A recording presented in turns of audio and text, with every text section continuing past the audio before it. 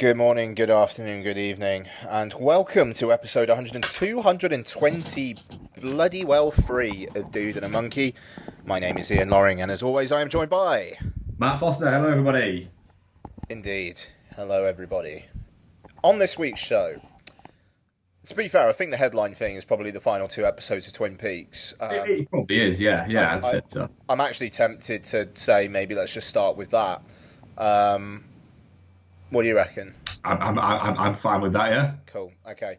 But we're also gonna review Doug Liman's new one, American Made, or as the iTunes pre-order seems to be calling it, Barry Seal Only in America. All right. Is that the American title, or is it? No, I No? don't know, maybe. No, it's. Oh, do you know what? No, they've changed it. That's really weird. Hang on. Are they just doing that with Tom Cruise movies now? Yeah, no, like seriously, right? So you go into the pre-order film section on iTunes, and it says American Made, but then like the little like swishy, like on the main iTunes page where it's got like a general kind of pre-order thing. I'll send you it now. But yeah, it does seem like they're just doing this with Tom Cruise now. You'll get it in a minute. I'll just get it now. Yeah. Barry Seal Only in America. Like, what the fuck is that about? That's mad. Yeah, but then like you go in and it says American Made.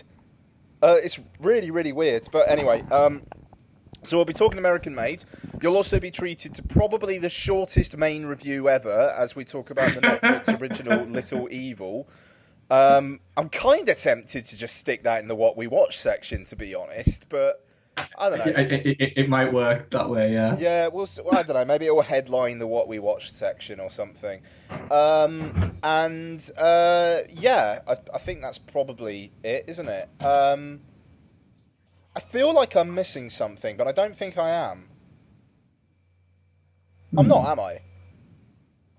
Not that I can think of, no. No. Okay. All right. Weird. Okay. So, Mark, before we get into it, anything been happening this week that you wish to have a chat about? Not that I can think of. Is there something I'm missing? Hello? Yeah. No. I just I was wondering if you were thinking about the thing that you were missing.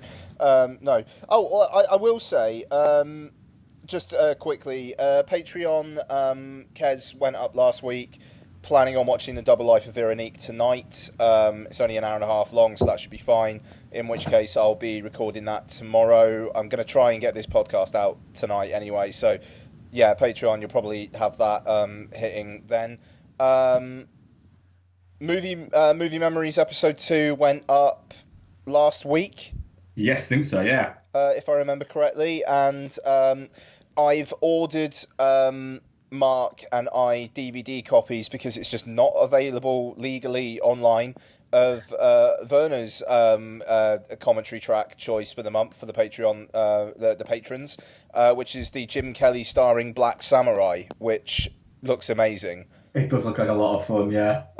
So yeah, I would imagine we will probably try and record that maybe the weekend after this coming or something like that. Yeah, that sounds fine by me. Sweet, okay. And also, after talking about Solaris last week, we've Noel was having a chat with us about it on WhatsApp, and we've decided that in the next playing it forward, as well as the free films we'd usually be covering, we're also going to talk about Solaris because I think we're all going to buy it on iTunes. Yes, we are. Yeah, we were all saying that because I mentioned last week that I was probably going to watch it, and then I completely forgot that I said I was going to watch it in all my excitement to watch something else that I said I'd watch. And yeah, until Noel mentioned it, then I thought, oh yeah, I wanted to watch that. So yeah, I mean, I'll do a rewatch of that any day of the fucking week. So yeah, Solaris, that'll be in the next playing it forward. We haven't scheduled the next playing it forward yet, but I think we're now actively talking about it. So yeah, which usually means it's not that far off. Yeah, I'd say like maybe 2 or 3 weeks out. Yeah, we'll see. Like Yeah, we'll see. I got like LFF stuff starting in a couple of weeks, so it's going to be busy, but we'll work something out. It'll be fine. Yeah, it'll be fine. Fuck man, like seriously, like the screener library for LFF, it's like apparently they're going to have over 100 titles in it. It's online. So I think I watched like 3 last year, and I feel really bad about it. So I'm going to watch more. Yeah, we'll see. I was going through the program today. It's looking like a really strong lineup actually, but yeah, we'll see. I'm getting into London an hour after I think what is going to be the press screening for the Del Toro film, which is getting some early, really good reviews. Good early reviews, yeah, which is quite pleasant.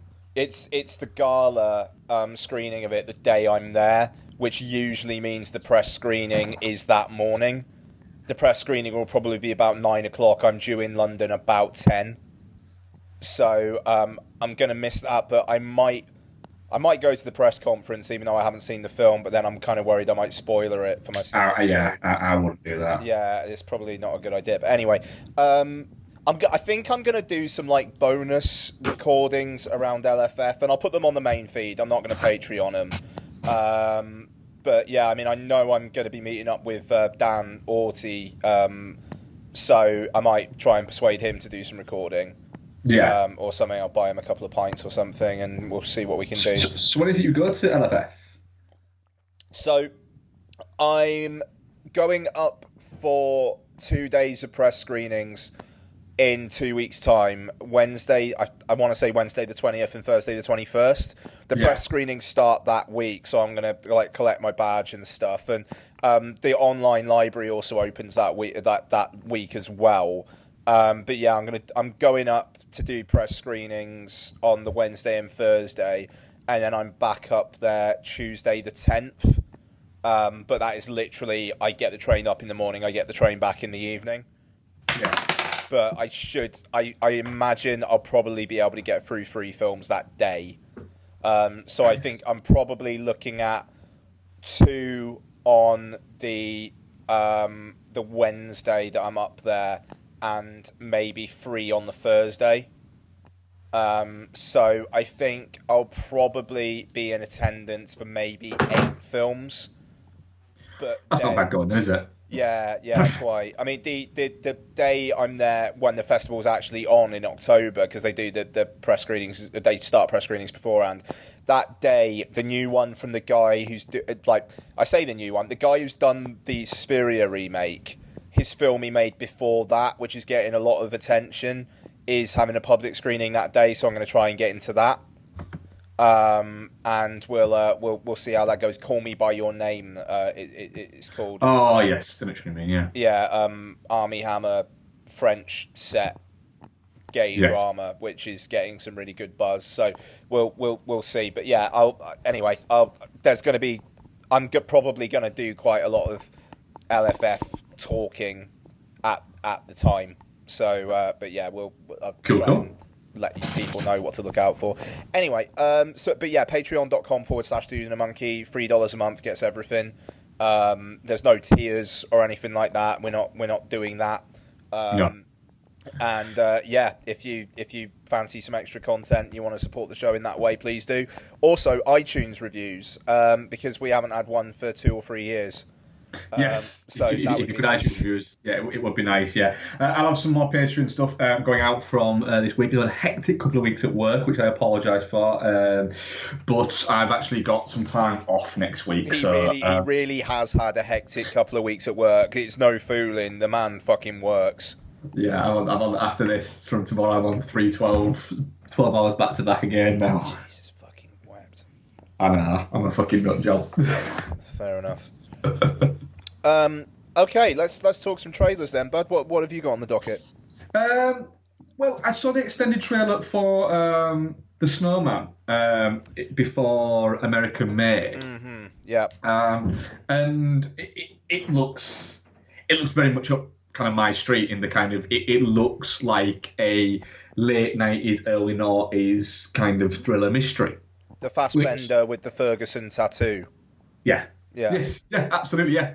Which he does, and Fassbender's always good value in whatever he does. I think it's fair to say. And Rebecca Ferguson is everything I see her in. She's always really good in it.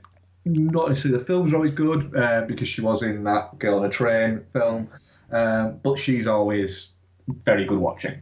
Charlotte Gainsbourg and Chloe Sevigny and Val Kilmer and J.K. Simmons. It's interesting cast, that. The thing is, I might have missed it, but I don't remember seeing Val Kilmer in any of the trailers. Neither do I. Which leads me to believe that he's probably the killer. Oh, that'd be amazing.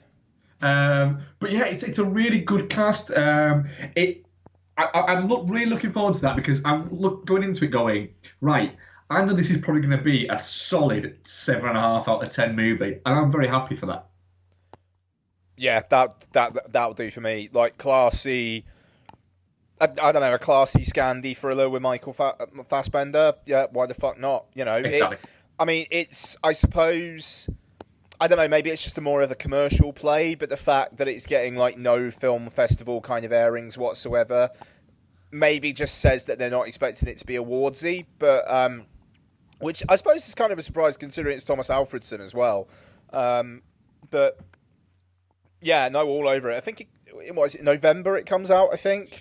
Yeah, it comes out in November. It's kind of like the last movie before sort of the Christmas movies start kicking in. Okay, yeah, even though it's called The Snowman.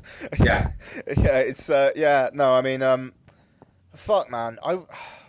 I'm looking forward to the Fincher Girl with the Dragon Tattoo being reevaluated. That fucking film. I love that film. I think I watched it about a month or so ago, and it really is. The good thing about it is it plays as a film on its own. It totally does. It doesn't play like it's part of, like it's the starting of a trilogy, but it's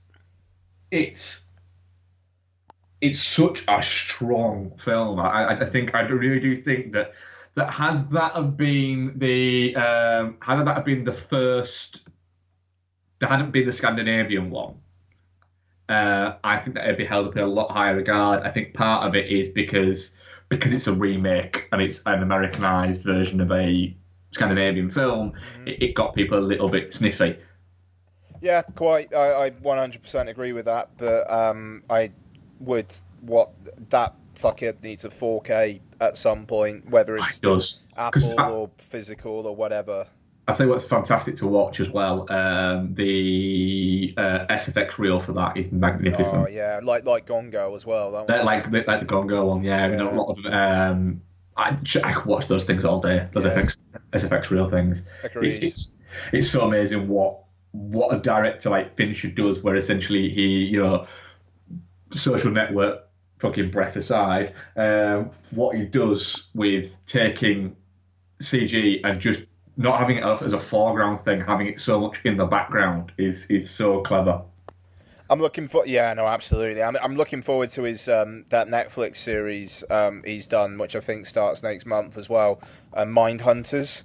Oh yes. About the real life guys who coined the term serial killers, and they just go around like state to state in the US teaching their FBI criminal profiling way while solving crimes. It sounds fucking wicked if like Fincher's behind it as well. Yeah. But yeah. He's one of those guys, I think, like Tarantino, like Michael Mann, like Walter Hill, Fincher. I could listen to him talk about film for hours because he has a clear kind of affection for it. But as well, he has his, same as with Scorsese as well, but Scorsese to a different extent in the fact that Scorsese likes everything pretty much about cinema. Whereas those guys I just mentioned there, they have very much a clear look at it, but they'll talk about it in a way that they view it. They won't try and say stuff, I think, in a way where they'll go, well, I better not say this. It's straight down the fucking line with them. Like I say, they're fascinating guys to listen to. He's great value in that Keanu Reeves fronted documentary. Oh, Side by Side. I love that documentary. Actually, I've been meaning to rewatch that for a while. Actually, yeah, that thing's fucking fantastic. He's funny in that. Yeah, he loves a swear word as well, doesn't he? God, could you imagine if him and Nolan had a debate about film versus digital? Fuck, But I would pay so much money to see that. I would as well, because I have a feeling if you did that and had it moderated by Michael Mann, because of Nolan's general affection for Michael Mann, but Michael Mann has gone digital. I think that'd be a really good kind of like debate there, because I think they'd both concede that they're two sides of the same coin, and that they both have their merits, just that Fincher doesn't like film and Nolan doesn't like digital. I think it'd be a score draw. Yeah, it probably would. I remember seeing an interview with Nolan a while ago about, I think when he brought out The Dark Knight Rises actually, and they asked him about why it wasn't in 3D, and he said because it doesn't need to be in 3D. I don't like 3D because I can insist upon it because I'm fucking Nolan. And that's what he basically said. He said, you know, I don't think it needs to be in 3D. I don't like 3D. I don't think 3D is the future of cinema. I don't agree with James Cameron. He said, and they said, well, what happens if it is the future of cinema? He said, well, if it is the future of cinema, I'm wrong. Then I'll have to start making movies in 3D. So there you go. He said, but I just don't think that's the case. And he thought, do you know what? That's fine. He's not saying I'll never make a movie in 3D. He's just saying I don't think I ever will, because I don't think it'll ever happen. And look at it, the 3D has pretty much gone now. Yeah, history's fucking proven him right. It really has. Yeah. I mean, like, looking at my local Cineworld, there is nothing in 3D there this week. No, it doesn't interact with people. I mean, like, they've tangency, but never mind.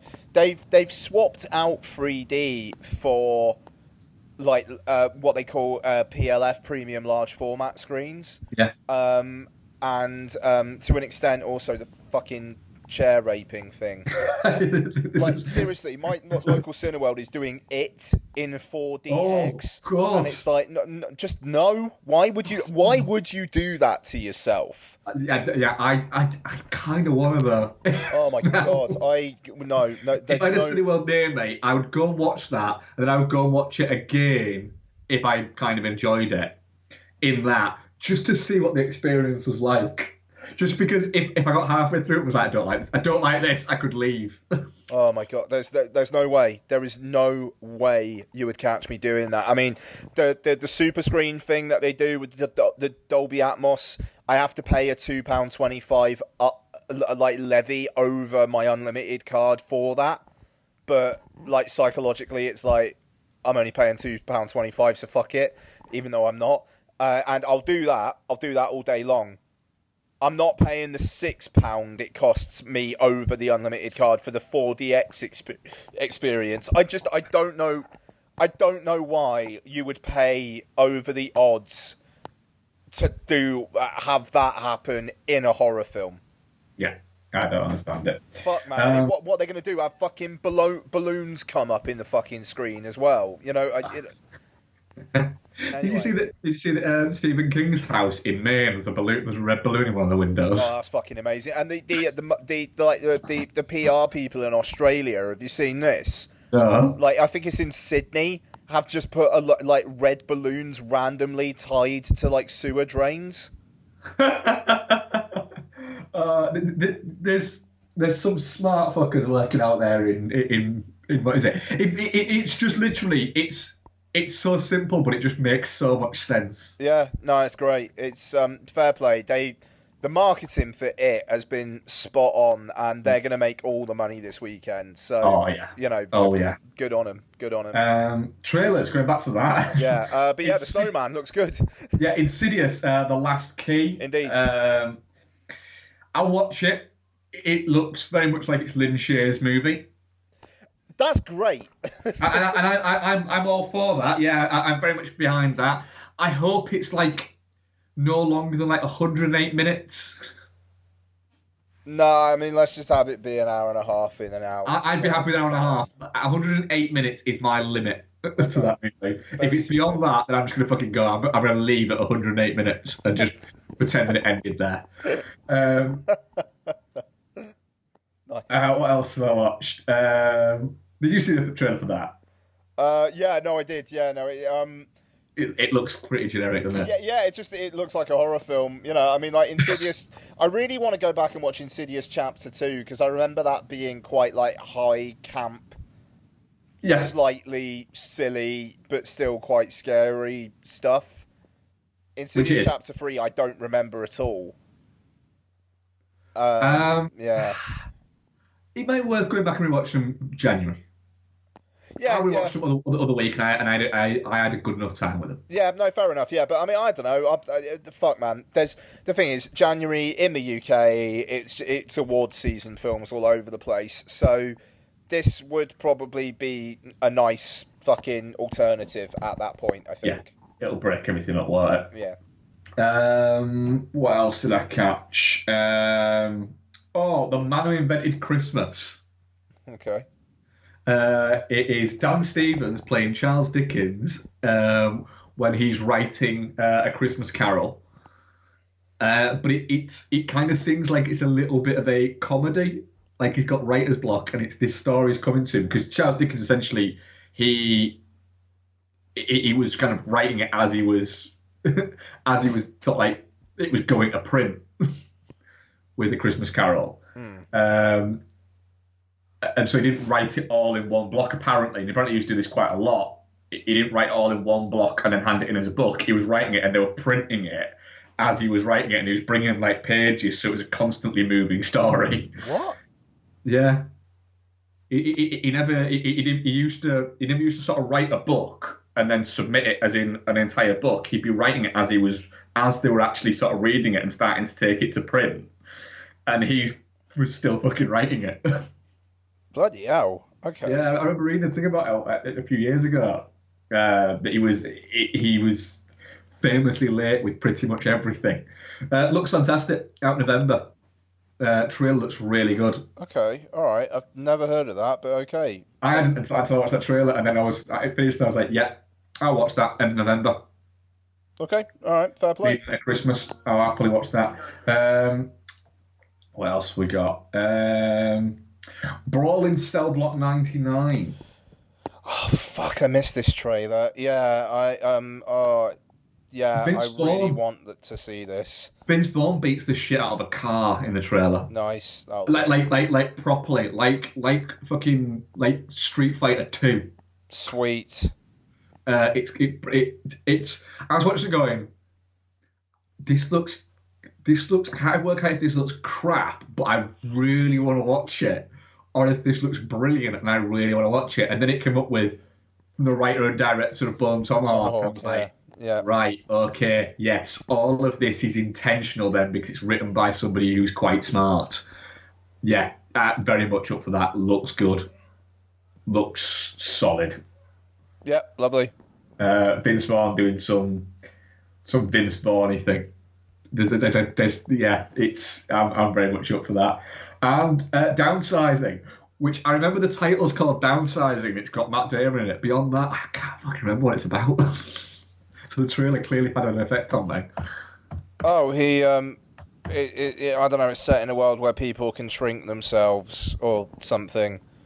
I don't know. It's getting a lot of good words playing LFF. Oh, it's the Alexander Payne one, isn't it? Yeah. Yeah. That's fucking bad that I can't remember that. I think something's gone wrong with me this week. I also watched Black Flag? No, The Last Flag Flying. The Linklater. Linklater movie. It's a new Linklater movie. I'll watch it. Yeah. That's it. So well, it's based on a book that was written as a sequel to The Last Detail. Oh. So Al Ashby. Jack Nicholson. Yeah. I really like The Last Detail. Yeah, so do I. So it's I'm interested in that again. I saw the cinema once. You saw The Last Detail in the cinema? I saw The Last Detail in the cinema at the City Screen about 6 years ago.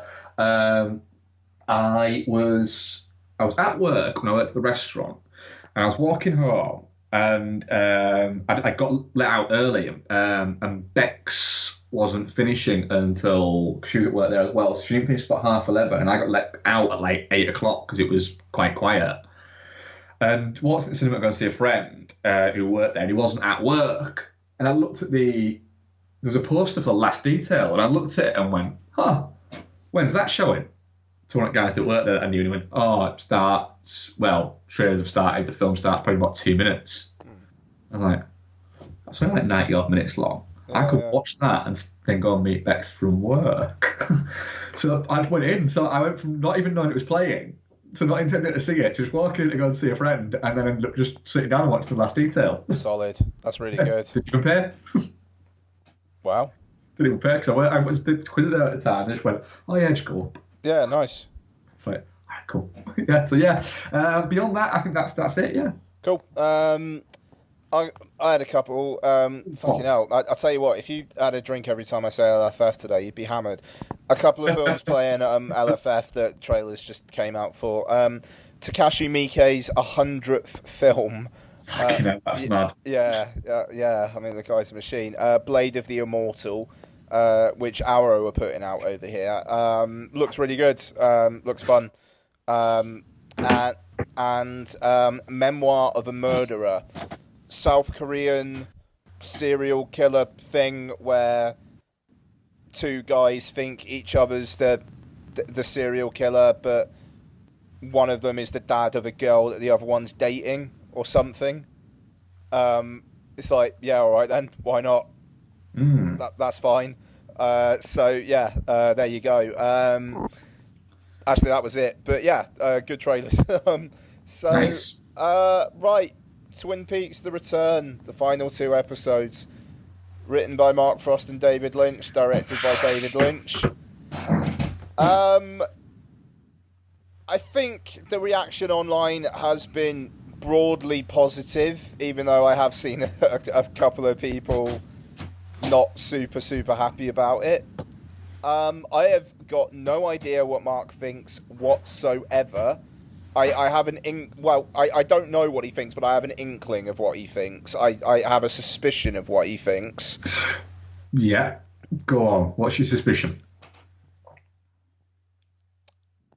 I think you liked it, but this is the thing, right? So I approach Twin Peaks from a very different perspective to Mark and many other people. Can I just pause a second? This could be quite interesting what you're about to say. Yeah, okay. I have not had to wait 25 years or an extended period of time for this series. I finished season 2 about 3 days before the return started. So, with that,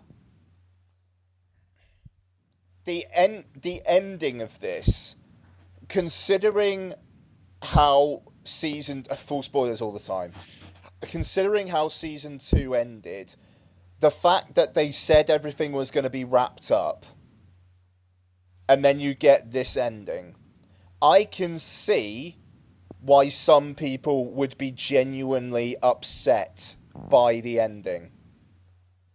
And I wonder if conceptually you liked the ending, but emotionally not so much. Very interesting. Okay. Right, I'll get straight to my views then on this, because it kind of answers the question that you put in there. In my mind, as it stands, I'm going to do a full rewatch of it, because I think it could play differently on a full rewatch.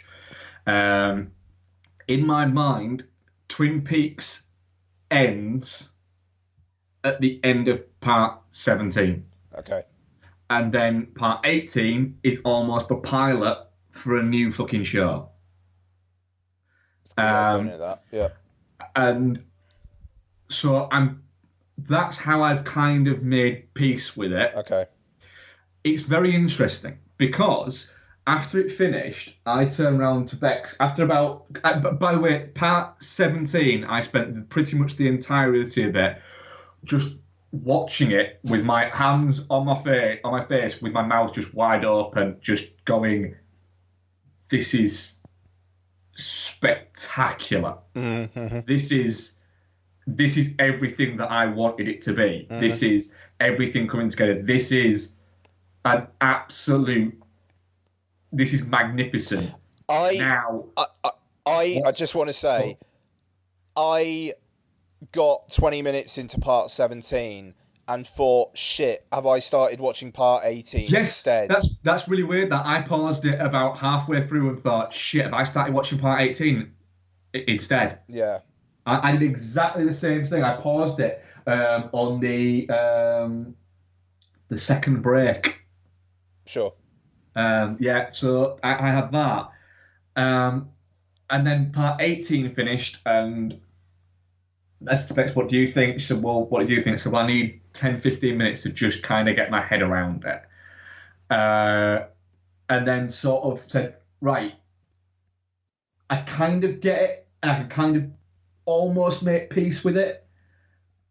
However, to go from being where I was at the end of episode 17, where I was, right, you could finish it now, and I'd be very fucking happy.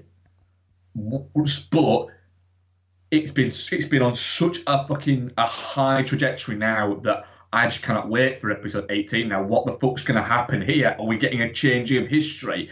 And then it felt like such a fucking come down. And what I said to Bex was, which is really strange from what you just said, was I can see how for somebody who has come to Twin Peaks and watched seasons 1 and seasons 2 in preparation for the finale, for season 3 and the finale and the return and everything like that, could really get on board with that ending and could really see that ending as being really fucking interesting. However, from my point of view, my main issues with it are that I feel it's opened fucking more doors than it's closed. Yeah. The whole series has opened too many doors that it never even bothered to get you to fucking look through. Which makes it feel a little bit messy. Which, like I say, need to go back and rewatch it because these things often have a way of doing that. And also as well, you've got to remember this is Lynch, so he does this. It's what he does.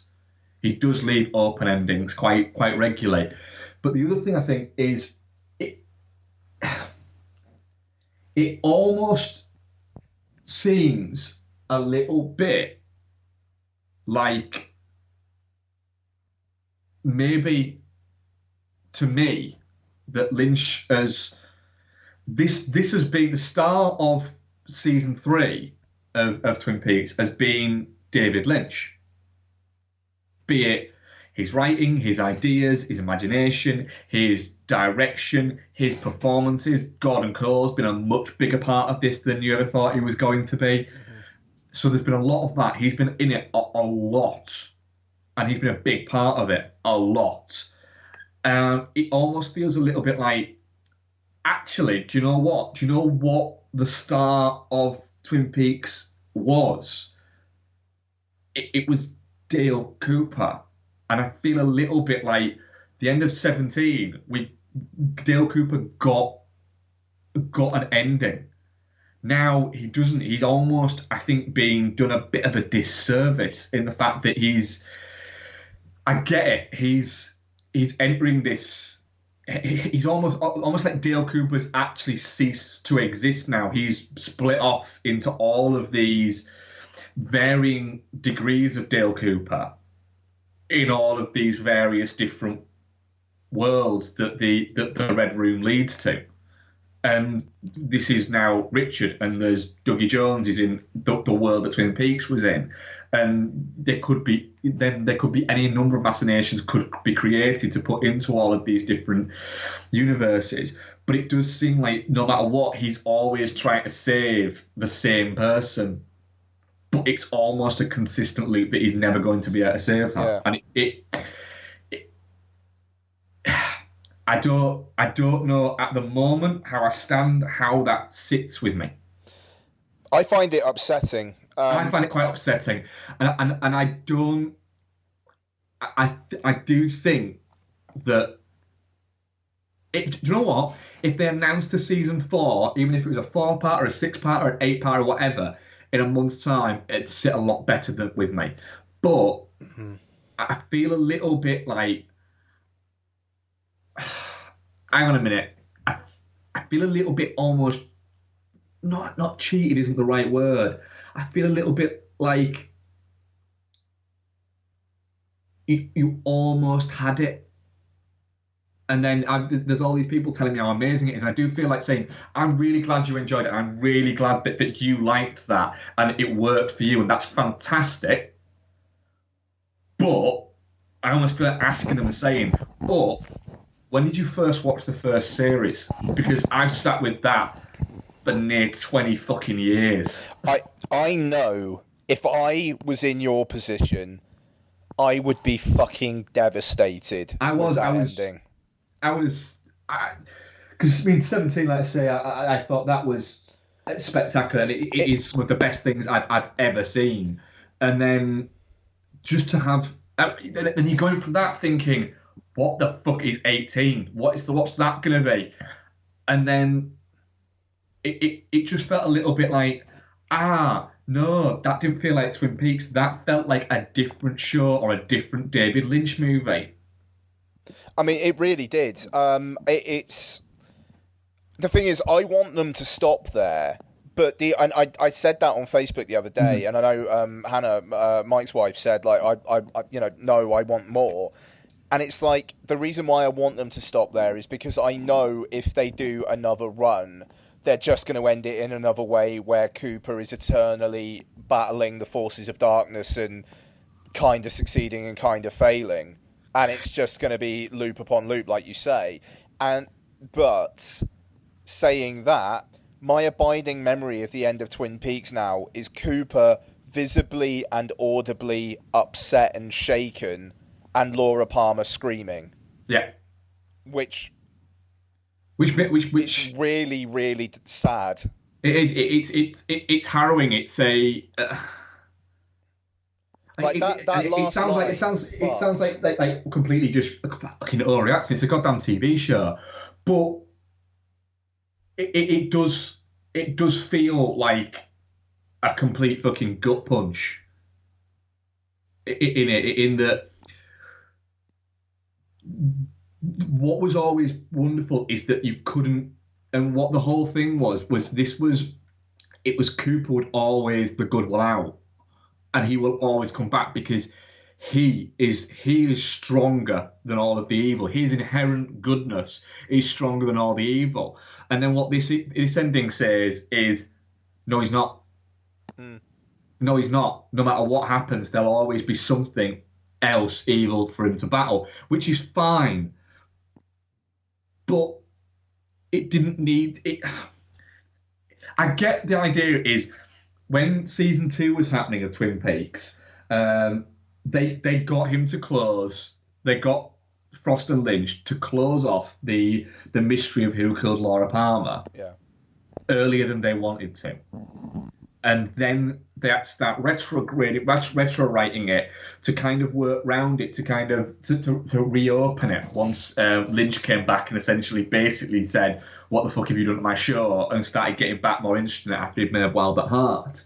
But so it seems like what he's then done is it's become again about the death of Laura Palmer, but it's opening up into a new that Laura Palmer's essence, I suppose, no matter whether it inhabits Laura Palmer or Carrie Page or whatever, it is destined in some way to be sought out by this evil that's been unleashed.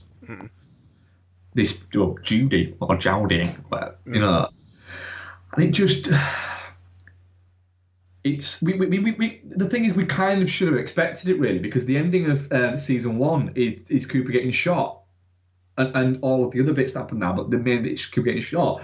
The ending of season 2 is Cooper being overtaken by the launch. It's the fact that they said it was all going to be closed off. Yeah, and it's not. And I feel a bit cheated. Yeah, I mean, like, it just, however much wankery you wanna put about it, it hasn't been closed off. It's, you know, I mean, in a way, it's closed off in a sense of Cooper's just going to be basically doing this ad infinitum. You know, but And I mean, I don't, because there were other things that kind of jarred with me a little bit as well, like the fact that Cooper and Diane, it was just like straight up a romantic relationship, and Yeah. that really weirded me out. Yeah, I didn't like that. There was never that thing. You never got that in seasons 1 and seasons 2. She was just his assistant. There was even fucking things that said that does she actually exist, or is it just him talking to himself? And that's the thing. I mean, that's the thing. You get the stuff towards the end of season 2 with him and Annie, where it genuinely, they only really have a few scenes together, but the connection between them is incredible. Yeah. And you believe that when Cooper, the Lindo or whatever her name was, turned into Diane. Nido. Was that Naido? I think she was credited as. Like when she turns back into Diane, it's like, and then they kiss. I don't know. There was a disconnect there. But I was kind of forgiving it because the rest of that part was so fucking strong. And yeah, I don't know. It's just, if like I say, if I was in your position, I'd be fucking crushed. I'm really fascinated to know what Mike thinks of it. I would, because I think the good thing is, I think you can have so many people have different views on it, and nobody's wrong.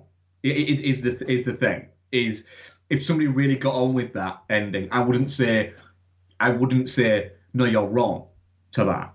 It would be right. I'm cool. I'm glad that that's what you got out of it. But I didn't. It hasn't sat well with me.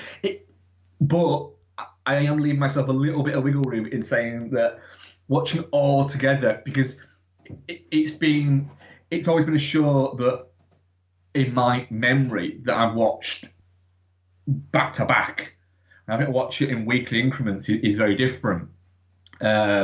So it'll be quite weird to see what happens. But then they left so much open. I feel like the story we were told could have been told in 8 episodes, without opening so many doors that didn't need to get opened. No, I mean the amount of things that which was really, really good in the moment, but the amount of stuff you didn't need. I mean, Dr. Amp, you did not need. You didn't need that. You didn't need the fucking box at the start of it. No, didn't need the box. Did you need Audrey Horn at all? No, didn't need. Did you need any of the fucking horns?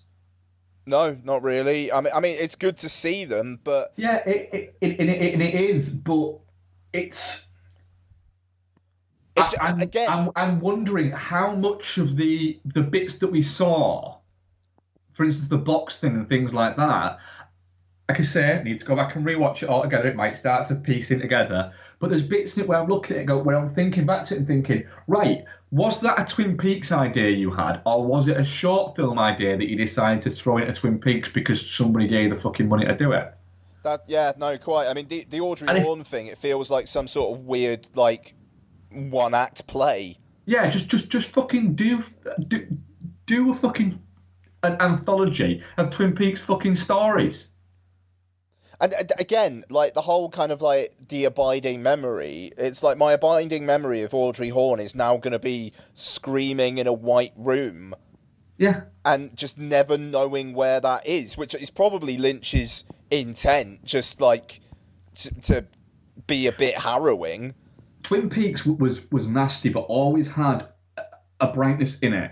And it's because it all filters back to something that's said, I think, in episode 3 by Harry Truman, where he says to Cooper, when they're sat down having pie, before he brings up the Bookhouse Boys thing, and he says, Twin Peaks, I don't know if you've noticed, is a little bit different to everywhere else.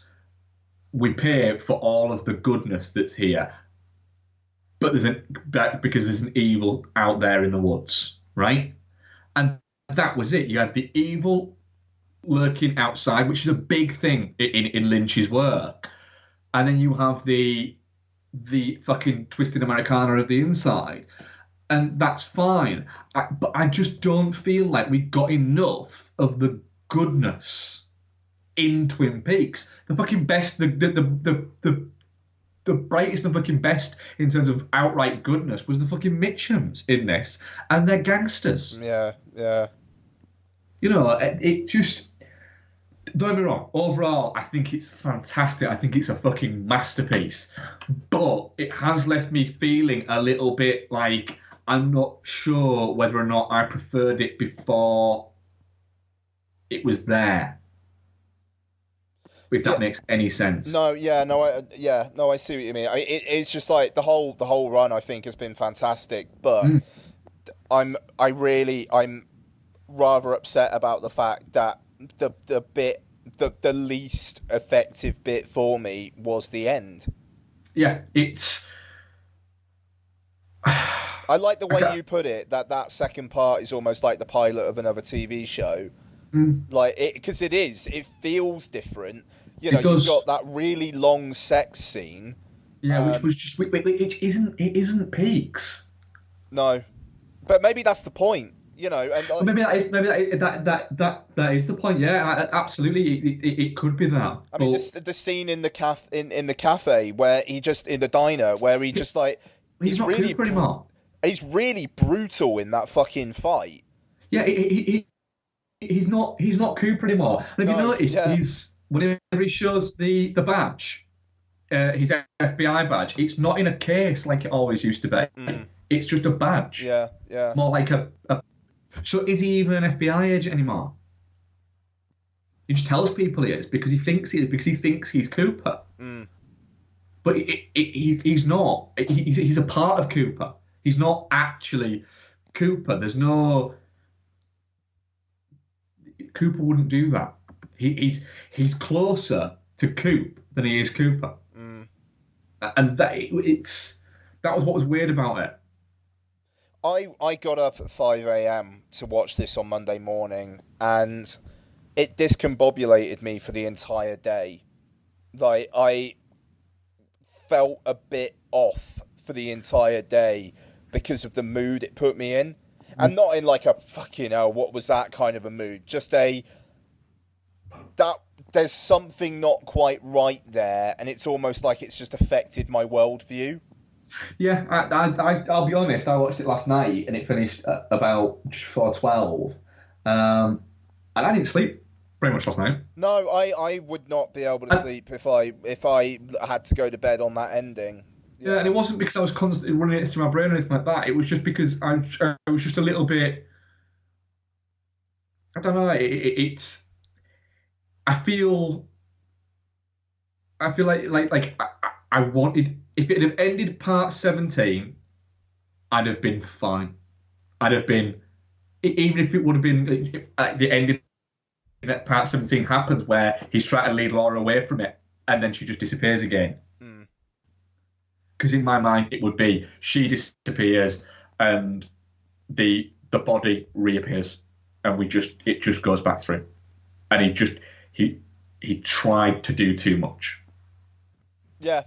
And he couldn't, and that's where But it didn't. It then went into just something that just didn't sit right. That felt closer to something else. It felt closer to like a mid ground between Inland Empire and Mulholland Drive than it did Twin Peaks. But kind of more Inland Empire than Mulholland Drive, I would suggest. It's.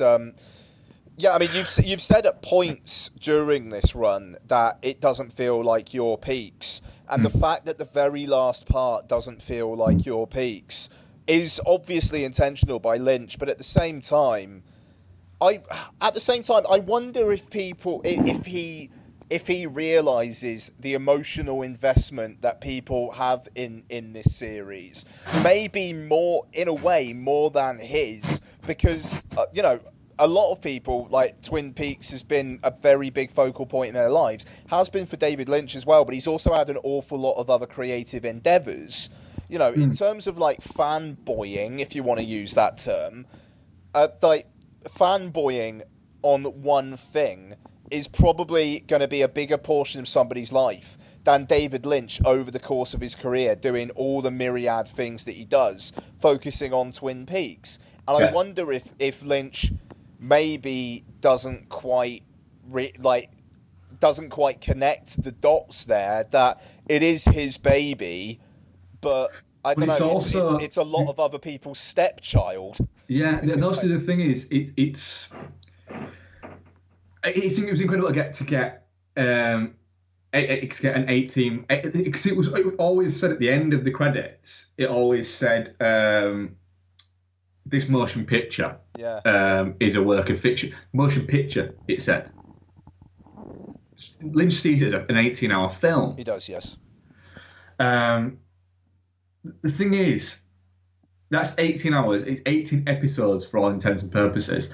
Lynch only directed 6 of the original 30. So it's 3 times what he directed.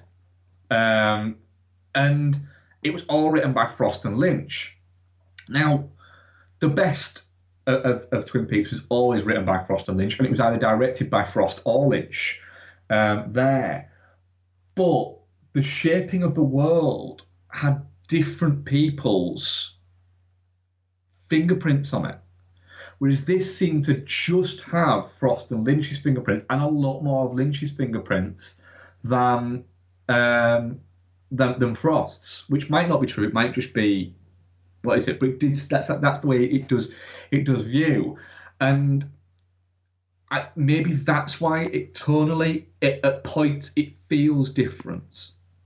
And plus it's 25 years later. People's, Lynch has been, and Frost have been thinking about this for 25 years. Now, whether or not they always had a plan, which I still think that there was a plan to bring it back 25 years in the future, and I do think all of this was part of a grand scheme, you're still going to have ideas over those 25 years that are going to have influenced what came into it. And it does seem like there's an awful lot been thrown at the screen, and a lot of it has stuck.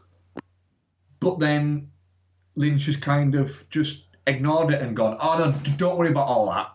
Don't worry about all that. Look at this. All right, I'm looking at this. But just for a second, what? No, I don't need to look at that. But then why is it there? Was it just to look pretty for 15 minutes? Because if it is, make a fucking short film and put it out on fucking DVD like you have done 2 or 3 times. Don't put it into something that doesn't need to be there. It feels a little bit, at points there was too much fucking self-indulgence within this, and maybe a little bit, you kind of almost feels like you're kind of not allowed to say it. No, yeah, you're totally not allowed to say it. It's because if you criticise it, it's because you just don't get Lynch. Well, fuck off. Because I actually do get Lynch. Because the way I get Lynch is you're kind of not fucking supposed to. So you can write as many fucking think pieces about it as you want, but in Lynch's own words, a lot of the time, even he fucking doesn't know. I mean, you can get Lynch, but still not be happy with the choice that he made. Exactly, and I get it. I don't think, like you just said, he quite gets Twin Peaks or sees Twin Peaks like so many other people see Twin Peaks. And I think maybe he tried to create more of David Lynch's Twin Peaks than Twin Peaks' Twin Peaks. I don't know. I mean, it's like in the space of a couple of hours of screen time, you've gone from I am the FBI to what year is this? Yeah. It's not Cooper. It's not fucking Cooper. Dale Cooper essentially ceases to exist when he goes back into that lodge. You see, saying it like that makes me feel weirdly more comfortable with it, because it's like Dale Cooper saved the day. He did. In that reality, almost. But then they told him he had. But they did say to him he had to go back, and he went back. And his sorry, go on. No, you go. His sacrifice was almost like he knew that there was some kind of sacrifice he made. Like he knew that going back meant that he couldn't come back out. But if he didn't, then the evil would continue to live in Twin Peaks, and that evil was embodied in and using essentially a version of him to do whatever, and it was omnipotent and it was immortal because it was backed up by this evil. So he had to get out to get rid of it, but then he had to go back in, and almost like he made a deal with the devil. We'll let you out to save the town that you love, but you've got to come back, and you're going to go into your own personal hell, which is going to be constantly trying to solve the same murder in every possible reality we can give you. which, if I look at it like that, I can almost come to terms with, because he's still the fucking hero. But I always call back to it. The thing is, Twin Peaks, the hero of Twin Peaks, is Dale Cooper. It is not Mark Frost or David Lynch. They are the driving force behind it. They're the creative force behind it. They're the geniuses behind it. And I adore them both for it. But the fucking hero of the show is Dale fucking Cooper. Mm-hmm. Ran over. Because I fucking loved it. No, I mean, like part 17 was fantastic. I mean, I think part 16 will be my favourite in my memory, just because I Am the FBI was such an overwhelming emotional reaction. But yeah, I mean, God, definitely not shit. Definitely not shit. Definitely not shit. It's still the best thing I've ever seen on TV. Yeah, that's fair. I mean, Cooper stands as my favourite character on TV of all time. I Am the FBI merely cemented that. And, yeah, that's it. Twin Peaks The Return is done. Yeah, I did a poll. I decided to include Twin Peaks the finale in our poll. I saw that, yeah. So I did it, rather than doing it not shit, touch and glove or shit, I did it masterful, satisfying, underwhelming, and just fuck you. So masterful, 67%. Satisfying, 7%. Underwhelming, 0%. And just fuck you, 26%. Interesting. That is quite interesting, so yeah. Okay. So majority very happy with it, but not universal. Exactly, yeah. Yeah, sounds about right. Yeah. Okay, let's move on. Doug Liman's American Made, or Barry Seal only in America, whatever you want to call it, starring Tom Cruise, woman whose name I haven't looked up. Sarah Wright. Okay, cool. Who I didn't recognise from anything. I did. I can't remember what it was. Oh, interesting. Caleb Landry Jones. Yeah. Jesse Plemons as probably on the cutting room floor sheriff. Yeah. That was weird. Yes. Like, it's just such a fucking minor role, and it's that guy. Because the weird thing is, when it panned across when you first saw him, I thought, is that Jesse Plemons? I like Jesse Plemons. And then it finished like, oh, poor Jesse Plemons. Yeah, quite. And fucking Domhnall Gleeson as well. So, apparently, based on true life story of Barry Seal, a airline pilot who was recruited by the CIA to first take surveillance photos of activities in South America, but then he also kind of works for the Medellin cartel. Yep. And it kind of goes on from there as he weirdly works his way through government, despite also working against the government for his own pockets. And the film very clearly says that only in a country like America could you have a situation like this ever happen, which is probably true, to be fair. Even though I think the UK would probably try and do it, but we'd only fuck it up. Weirdly, just on that point, as a slight tangent and side note, I saw an interview about 6 months ago with the guy who wrote Gomorrah, the journalist who lived on the outskirts of Naples and did all the massive investigations into the mafia in Italy and America, and said, in his view and in sort of people who do his kind of work, the investigatory journalism and things like that, they asked him about sort of corrupt nations and things like that. And he said Britain is probably the most corrupt nation. He said because what they do is they make everything that they do corrupt legal. Nice. Which that was just a little side note into what you were saying there. Oh, well, that's fun, isn't it? Yeah. So, yeah. Came out in UK cinemas actually last week, but doesn't come out in the US for a couple of weeks yet, I don't think. Mark, second Tom Cruise film of the summer. Very different effort after The Mummy. Is it more successful?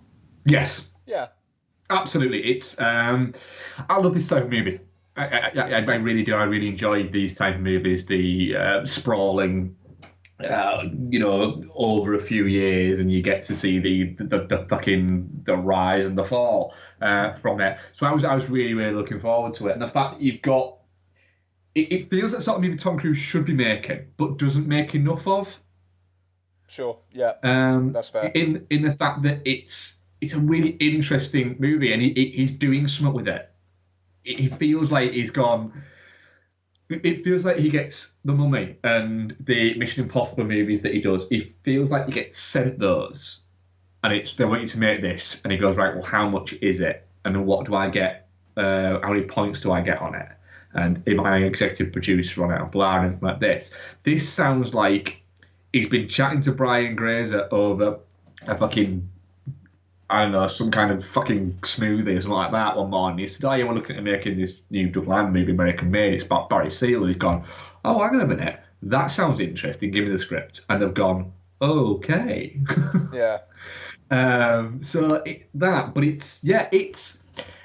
it's a lot of fun. I like the way they've done it. They've kind of made it almost, they've treated it with the stupidity that it deserves. I mean, the clandestine nature of America during the Cold War is it's notorious for it, in the fact that you have all of these different enforcement agencies were all essentially working against each other, and the CIA was. Well, no, we're working together, but the CIA was working against them all and was just playing them, and it was really to kind of make a lot of money, but in the name of good. Well, yeah, I mean, as Donald Gleeson says, I think Cruise says, is this legal? And he's like, well, yeah, as long as you're fighting for the good guys. As long as you do it for the good guys, yeah. And I really, really enjoyed Donald Gleeson whenever he was on screen in it.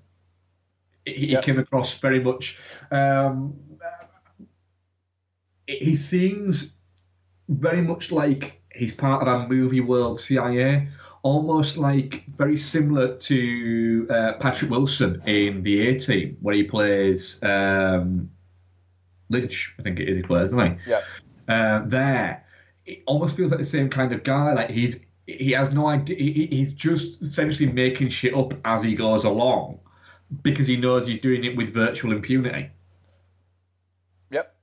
And Barry Seal is not that bright, but is bright enough, because you have to be freaking bright to be a pilot, really, I'm guessing, in some way.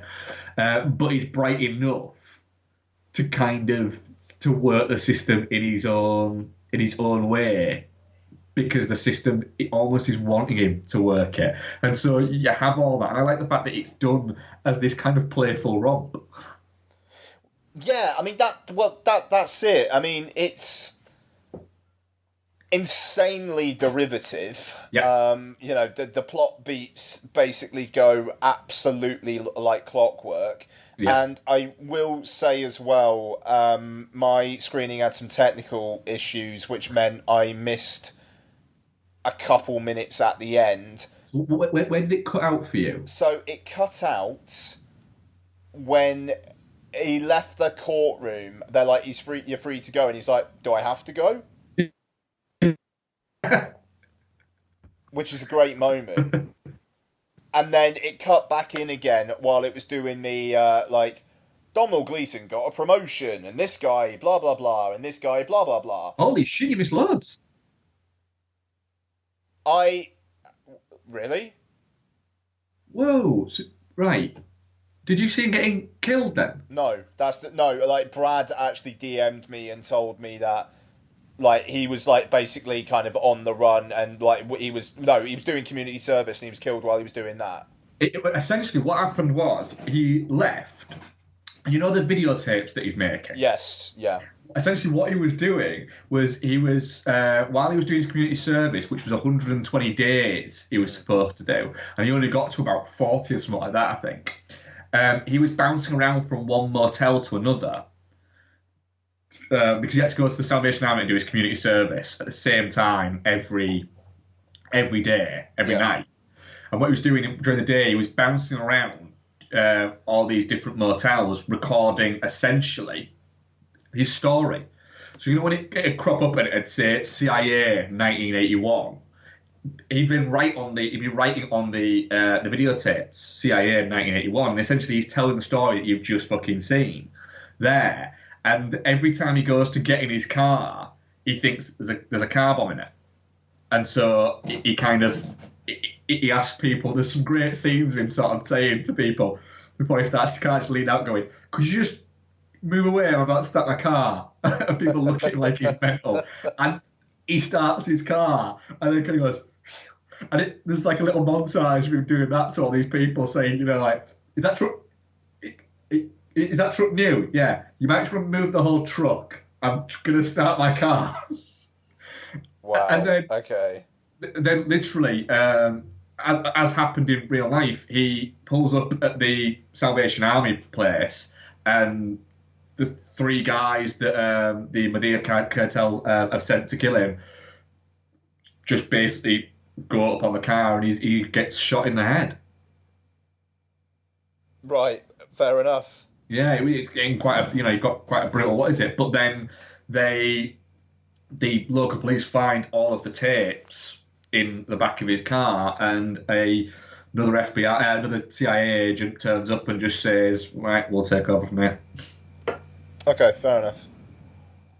Fuck. Okay. That's shitty that you missed like a good 10 minutes. Yeah, I mean, like, it was fucking dumb because basically the screen went off and the audio continued, and after about 30 seconds, no one else was doing anything, so I went out. And I kind of wish I didn't, because basically it stopped, and then about 5 minutes later it kicked back in again, but it was like they left it running. So then afterwards, I just went out and said to the guy, "Right, can you tell me what just happened in the last 5-10 minutes then?" He was like, "Well, I don't know, I haven't seen it." It was like, "Right, okay, well, neither have I. And I just spent 2 hours watching it, so what are you going to do for me, basically?" But, yeah, so fucking joke. But, yeah, so it's derivative as fuck. Yeah. But it is, like you say, it is a lot of fun. Cruz is having fun in it. Yeah. And I liked Lyman's slightly cocaine-addled style through the film. I mean, it's starting very on early in when you've got like the logo, like all the studio. Oh, I loved that. Stuff. Yeah, it was great. It almost feels like, it almost weirdly feels like if the Coen brothers kind of co-directed a movie with Tony Scott. That's a good way of putting it. That. Yeah, that's a good way of putting it. But then, like, also it looked like different parts of the film were filmed with different film stocks as well. Like, some of it looked digital, some of it looked like it was on fucking 16 at times.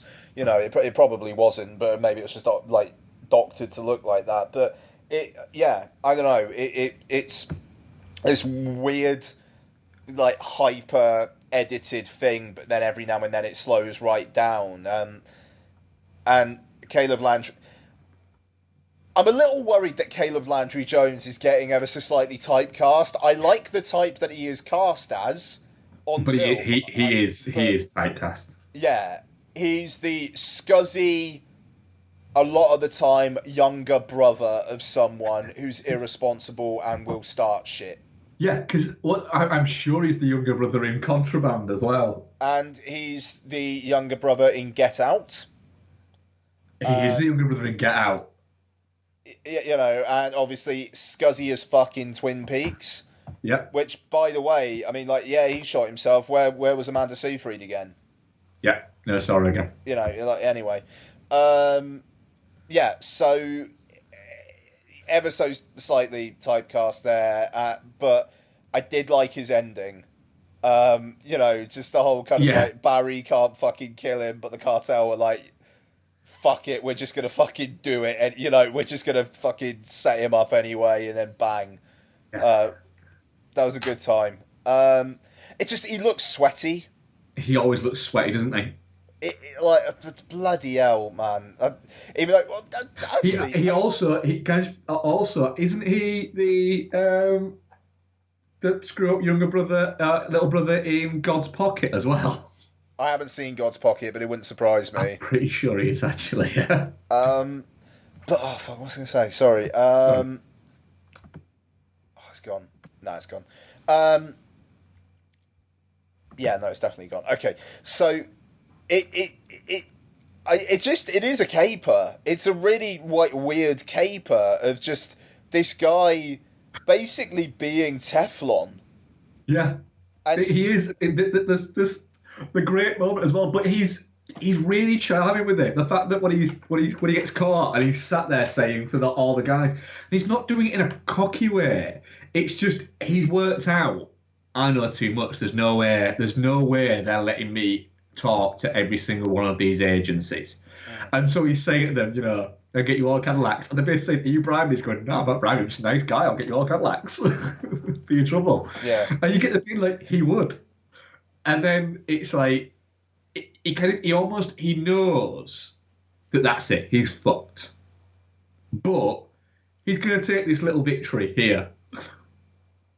Well, yeah, I mean, just the bit in the courtroom, it's like the community service, and it like just you can go. Do I have to? It just that's fun. I mean, that is just fantastic. It's such a wonderful cruise moment. Yeah, because it is like there are fuck all movie stars who could really get away with that, who could really pull that off, but he can. Yeah, the same as when he crashes and he crashes the airplane and he gets out and he goes and he's covered in cocaine. But the good thing about him is he never uses cocaine. Yeah. Don't get that trope on it. He's never interested in cocaine. He's just interested in. He isn't even actually interested in that much of the kind of high life. It's just he doesn't actually spend that much of the money. He kind of does, but doesn't. He just treats his wife occasionally, and he treats her quite well. And then the fact that he gives that kid the money, and then he says, "Oh, that's for your sister," and he just looks at the sister and she goes, "Hello, sweetheart," and goes, "And that's your bike." And he just, you never saw me. And he just cycles off with the white dust trailing him. It's fucking. I love the fact that that's an extended shot, and it's Tom Cruise riding a little BMX bike, and that as Cruise is riding off, he's pissing himself. Yeah. Riding up on that bike, and everybody else on set is just kind of in the same way. He's just pissing himself because they've just fucking covered Tom Cruise in baking powder and got him to ride a tiny BMX. Yeah. Quite. And it's Tom fucking Cruise, and we don't get enough of movie stars enjoying fucking being movie stars in movies, and that's what it feels like Tom Cruise is doing here. Like he's gone. This is fun. I don't have to work out to get it. I don't have to do a huge press tour. I just get to be an actor for 3-4 months. Well, that's the interesting thing, because this film's kind of just ever so slightly come out under the radar, but it's number one UK box office 2 weeks in a row, and it just I don't know. It's just an end of summer thing, which has come out. It was an untitled Doug Liman film for fucking ages, and then. It's not awardsy, it's not blockbuster, it's that mid-level thing that you don't really get an awful lot of anymore, and it's a satisfying couple of hours. It's a great time. The opening bit when he meets all of the cartel guys, when he meets Ortega, Lieda, and Pablo Escobar, and then all of the army starts descending on it, and they go, it's okay. And he's like, what's going on? And he doesn't know whether to take the bag or leave the bag or what. And then the next scene, he's just missing a tooth. Yeah. Are you missing a tooth? He's like, yeah, I am. Can you get me out of here? He's like, No, I can't actually. I just remembered what I was going to say earlier on. Oh, go on, yeah. What did Caleb Landry-Jones get arrested for? He was essentially he pulled up in his car, didn't he, and was getting money out of the bag, and he kept getting like more money out of the bag. And eventually, he just thought, "Fuck it," and just took the bag and went in. But Jesse Plemons is sat there eating chicken, and he walks in with a bag with just like loads of notes sticking out of it, and then just runs off. But the fact that Jesse Plemons, who is not a svelte human, just catches him so quickly and just tackles him down is brilliant. Oh man, he goes flying as well. That was a good hit. Yeah, it's just a really good time. It's a thoroughly definitely not shit, and I'm very much looking forward to rewatching it. Yeah, it's going to be a decent rewatch. And Jesse Plemons, man. I mean, like, good on him. Like, engaged to Kirsten Dunst. That's like not too shabby, you know, because he, like you say, he's not the thinnest guy in the world, and yet Kirsten Dunst. Yep. And you know, I mean, like, obviously, thinness is not the only thing in the world. But, attractive quality. No, but you know, good on him. Yeah, and he's always solid in everything he's in. He's one of those where I think when he hits, cause what is he must be early 30s at the moment. 29, even early 30s. Shit. When he gets to, I would say, late 30s, early 40s, and he's got a bit craggier looking, he's going to do a full John Hawkes, I reckon. Oh, that's a good shout. He's going to turn up in summer, and he's going to get nominated for a Best Supporting Actor or something like that, and people are going to go, he's been good for a long time. Well, quite. I mean, frankly, it feels like here, either Lyman was just like, I really want to work with Jesse Plemons, let's get him in. I reckon there's a 2.5 hour cut of this movie that I want to see. Yeah. But they've gone, could we maybe get it to below 2 hours? And he's gone, and Doug Lyman's gone, okay, yeah, I can get it to below 2 hours for you. But can we at some point maybe do an extended edition? Yeah, I'd be all over that. I'd watch the shit out of that. Yeah, absolutely. I would too, but it wouldn't surprise me if that happens. Yeah, totally. Okay, good stuff. Definitely not shit from the both of us then. Yeah, Paul on that was definitely not shit 100%. How many votes? Only like 8. Okay, well, still though, that's good. All right, fair play. Well, the people have spoken. Yep.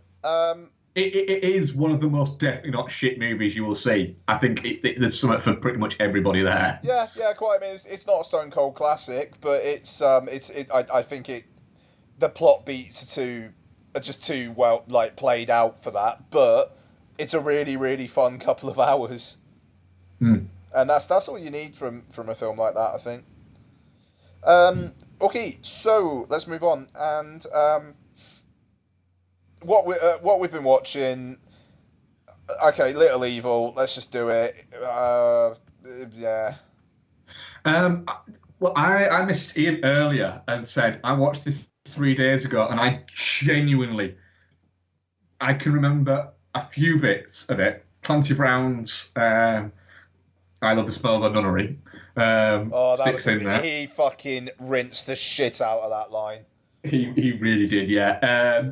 Evangeline Lilly is quite a fetching person. Yep. Not just woman, person. She's a fetching person in terms of everything. Sure. Whole personality, whole shebang. The kid looks more like Angus Young from AC/DC than the kid from The Omen.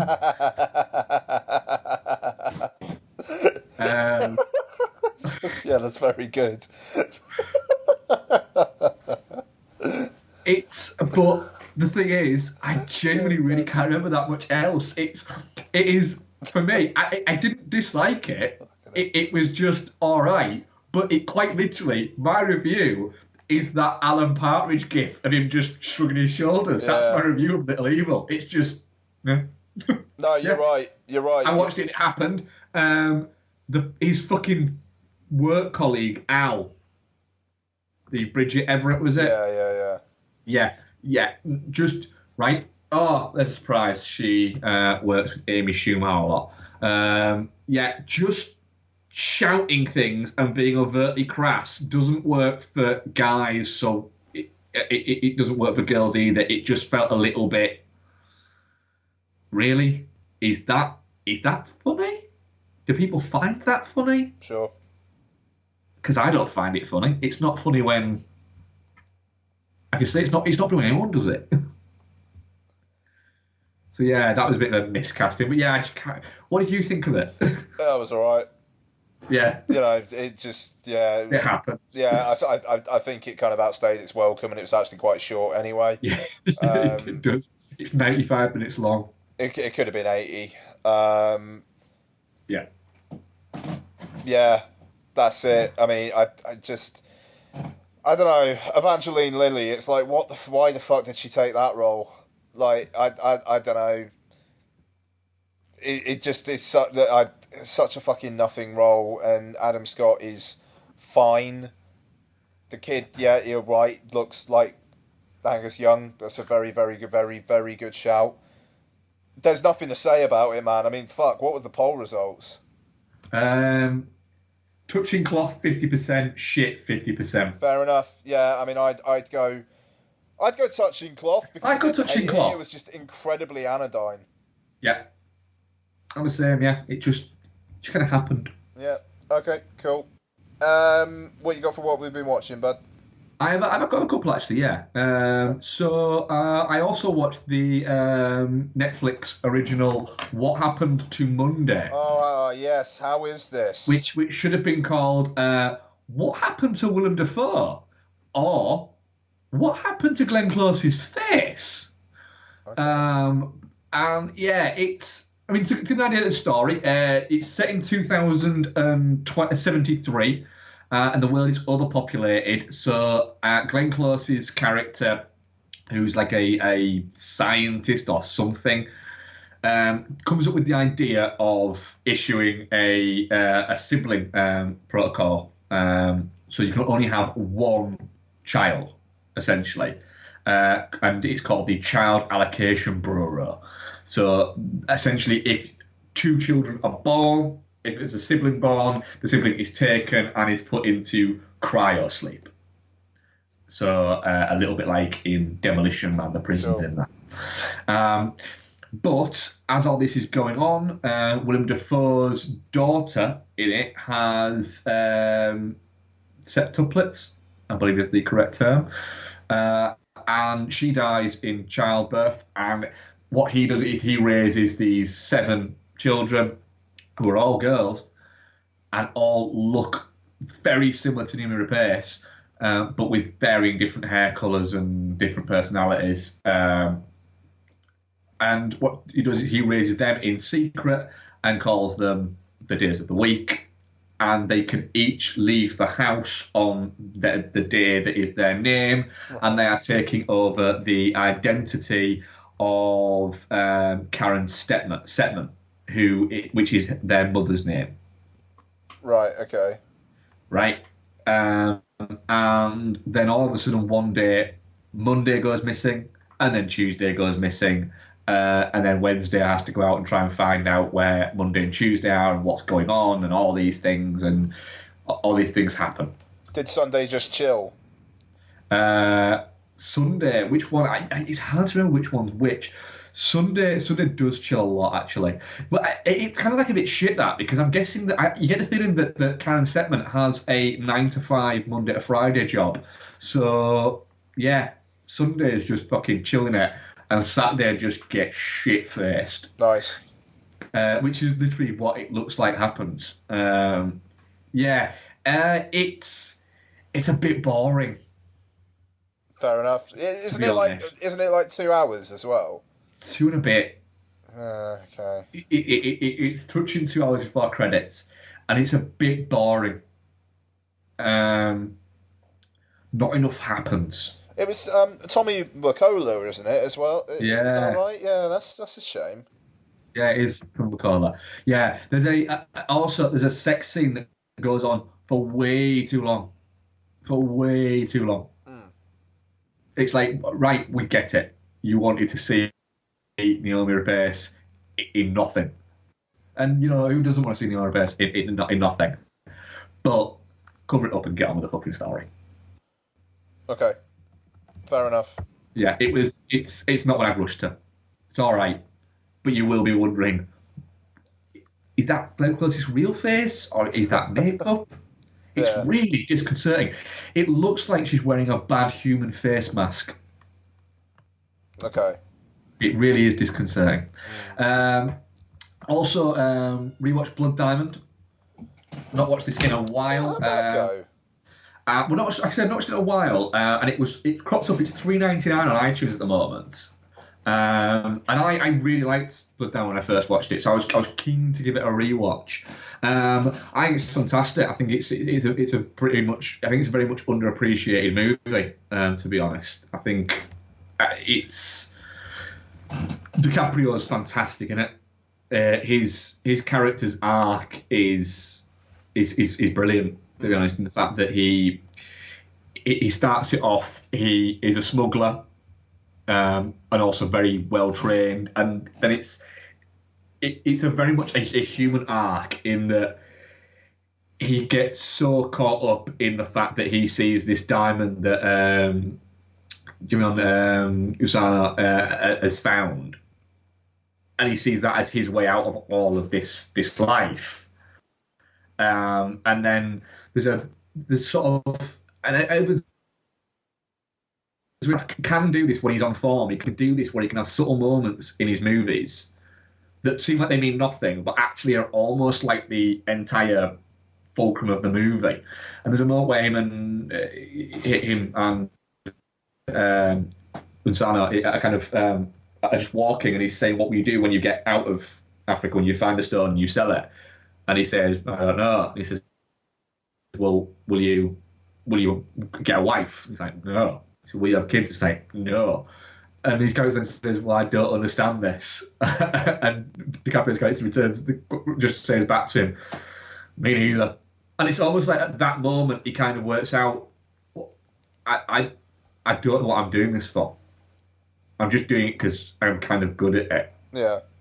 And then he's talking to, a couple of scenes later, he's talking to him, they're having a drink together, because they're on the run, essentially. And he's talking about his son, and it's at that moment where I think it kind of like a light bulb almost goes off with him. And he's like, I actually don't have that much to live for, but you do. And he kind of says to him, we'll get your son back. And before that, he's been constantly telling him all the time, he's dead, he's dead, he's dead. And then there's like a light bulb moment, and then it's kind of like he gets almost like his redemption back. He redeems himself in his own eyes a little bit. I think it really is quite a fantastic movie. I don't know why it just works for me. It's a long movie. It's 2 hours 25 minutes, but it kind of earns its length. I should rewatch that. Yeah. It's one certainly where I think you could. It's one where you've got to, I think, be in the mood for it, because it's. I think if you lose a flow with it, it'll lose the edge that it's got. But if you're in the flow with it, it really is quite something to watch at points. And like I say, I think DiCaprio is very, very good in it, and Jennifer Connelly's also fantastic in it. And then you are watching it going. I think at one point paused it to go to the bathroom, and I paused it until Connelly came back, and Becky was just kind of looking at the screen. I was like, "What?" And she went, "That woman is staggeringly beautiful." Like, yeah, she kind of is, isn't she? Nice. But yeah, it's a fantastic movie. I really, really enjoyed rewatching that, and it's one that I don't think it's not one that I go back to often, but I do always kind of really enjoy it when I rewatch it, and I think it kind of is kind of like top 25 material for me. Wow, bloody yeah! I really do hold it in quite high esteem. And another movie that I watched, a first watch, would you have it, this week, was, it's not in my top 25 movies of all time, but I did enjoy it, is the movie Welcome to Mooseport. Yes, which I discussed on the last show that I was going to watch. I not only watched it, I bought it on iTunes. Yeah, fucking... That's quite a risky manoeuvre, that. I know you liked it, but fuck. It was $3.49, or it was like $5.99 to buy, and I just thought, fuck it, I'm going all in. I'm going all in. Yeah. So I'm not fucking saying anything, but like, Welcome to Mooseport is Gene Hackman and Ray Romano, and they are fighting off for the role of mayor of the town of Mooseport in Maine. Gene Hackman plays a guy called Monroe Eagle Cole, and his previous job to been trying to become mayor was he was the president of the United States and was, as the film tells you several times, he was the most popular president in history, and apparently an all-round good guy. And you get that feeling that he is an all-round good guy. But towards the end of his tenure as president, he got divorced, the only president ever to get divorced whilst president. And his wife, played by Christina Baranski, of course, is essentially rinsing him for everything. Okay. Even though he did nothing wrong, it would seem. She's just rinsing him for everything she can get. So what he's trying to do is he's trying to make money off the fact that he was president, which is kind of skewing his, what is it? So he's got all of these engagements arranged. And he goes to Mooseport because he got the summer house, which is in Mooseport, and she got the main house, which was wherever. And he gets asked if he wants to be mayor, which he says he'll consider doing. He'll consider being mayor. And then by some weird course of circumstances, it turns out that Ray Romano has also put his name into the hat for becoming mayor of Mooseport. So Gene Hackman's character then goes to him and says, it'd be quite nice if you kind of like pulled out so I could just be mayor and it not be what is it? To which Ray Romano says yes. But then Gene Hackman's character then cracks onto Ray Romano's girlfriend without knowing it's his girlfriend, and they're having a little bit of sort of trouble.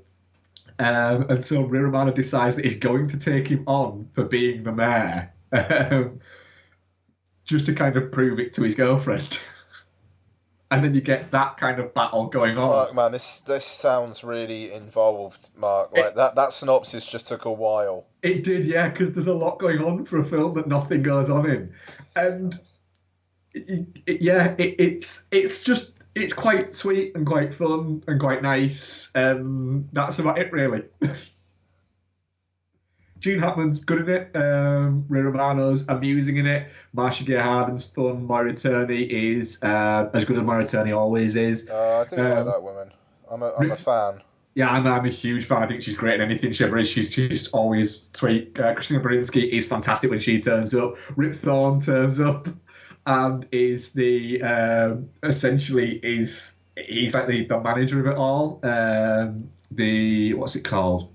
Shit. Forget what it's called. It's on the tip of my fucking brain.